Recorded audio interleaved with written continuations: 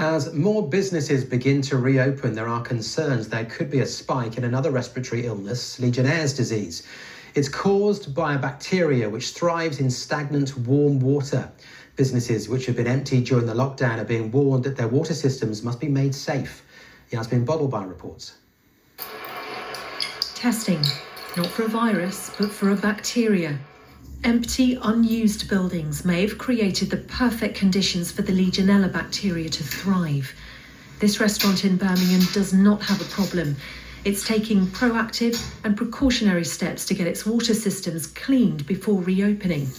The company doing that work, which operates across the Midlands, is worried not all businesses will be so careful. Our main concern is people are going to a building where water is stagnant. You turn the tap on, you put the shower on, and you wouldn't know that that water's been there, getting hot, getting cold, as the ambient temperature outside now is increasing. The water within those pipes are very high risk, actually. We really do think there's an increased spike in relation to the cases, which may just get sort of swamped up or not heard of with all the COVID-19, and we don't want it, without being too dramatic, we wouldn't want this to be a silent killer. Legionnaires' disease is rare. It can't pass from person to person, but its symptoms may sound familiar. It includes fever, it includes a cough, and in about 2/3 of cases it's a dry cough, and aches and pains and chills, and it can go on to cause a severe pneumonia. So it's very similar in that respect to COVID-19, but it's worse in older people and it's worse in men.